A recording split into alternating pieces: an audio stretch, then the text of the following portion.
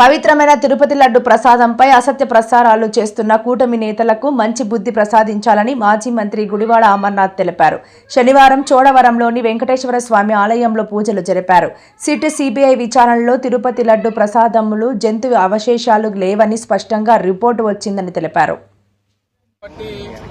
Party అధ్యక్షులు జగన్మోహన్ రెడ్డి గారు ఈరోజు రాష్ట్ర వ్యాప్తంగా వైఎస్ఆర్ కాంగ్రెస్ పార్టీ శ్రేణులందరినీ కూడా ఒక పిలుపునివ్వడం జరిగింది. ఏదైతే 2024 సంవత్సరంలో ఈరోజు ముఖ్యమంత్రిగా ఉన్నటువంటి చంద్రబాబు నాయుడు గారు ఒక పెద్ద రాజకీయ కుట్రకి వారు తెరలేపారు.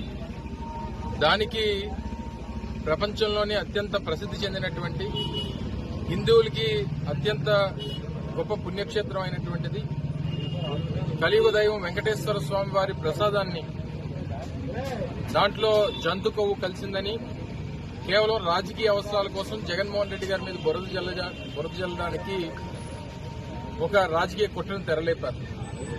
దాని మీద లేనిపోయినటువంటి ఆరోపణలు చేసి దాని మీద రాజకీయంగా లబ్ధి పొందాలని వైఎస్ఆర్ కాంగ్రెస్ పార్టీ మీద ఆ రోజు ఉన్నటువంటి ప్రభుత్వం మీద బురద జల్లాలనేటువంటి ఒక ప్రయత్నానికి వారు తెరలేపి తర్వాత మేము కూడా ఈ తప్పుడు ప్రచారాన్ని అడ్డుకట్ట వేయాలని చెప్పి ఆ రోజు సుప్రీంకోర్టుకు వెళ్ళినప్పుడు సుప్రీంకోర్టు కూడా ఇప్పుడున్నటువంటి ప్రభుత్వం మీద మందలించి సిబిఐ ద్వారా సిట్ని నియమించి ఒక కమిటీని వారు వేయడం జరిగింది.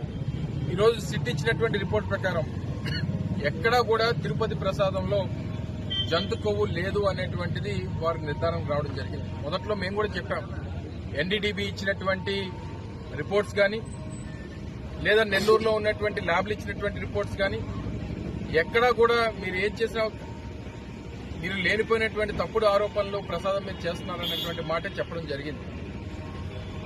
ఈరోజు ఏదైతే వారు దాఖలు చేసినటువంటి ఛార్జ్షీట్లో ఎక్కడా కూడా యానిమల్ ఫ్యాట్ అనేటువంటిది లేదు, ఇది ఒక విష ప్రచారం అనేటువంటి మాట ప్రపంచానికి తెలియజెప్పేటువంటి కార్యక్రమం జరుగుతూ ఉంది.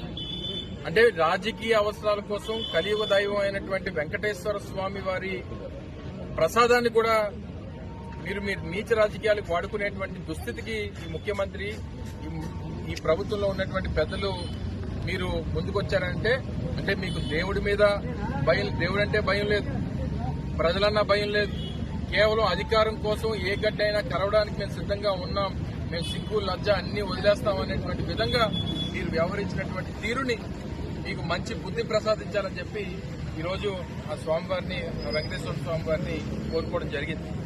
ఇది రాష్ట్ర వ్యాప్తంగా పెద్ద ఎత్తున కార్యక్రమాలు జరుగుతూ ఉన్నాయి. ఇప్పటికన్నా మీ రాజకీయాలు నేరుగా మీకు చేతనైతే, మీకు 40 సంవత్సరాలు రాజకీయ అనుభవం ఉంది, నాకన్నా గొప్ప సీనియర్ లేడు, నాకంటా పెద్ద నాయకుడు దేశంలో లేడని చెప్పి చెప్పుకుంటారు కదా, మీకు దమ్ము ధైర్యం ఉంటే నేరుగా రాజకీయంగా తలబడండి. దానికోసం మీరు రాజకీయంగా మీరు అవసరాల కోసం దేవుణ్ణి రాజకీయాల్లోకి లాగొద్దు. మీతో పాటు ఉన్నటువంటి పవన్ కళ్యాణ్ గారు అయితే ఆయనకి ఎప్పుడూ గుర్తులేనటువంటి సనాతన ధర్మం గుర్తొచ్చింది. ఆయన వెళ్లి గుడిమెట్లు కడిగారు, ఇదేదో పాపం జరిగిపోయినట్టుగా చిత్రీకరించేటువంటి ప్రయత్నం చేశారు. మరి ఇప్పుడు ఏం మాట్లాడతారు జనసేన అధినేత అనేటువంటిది అడుగుతా ఉన్నాం.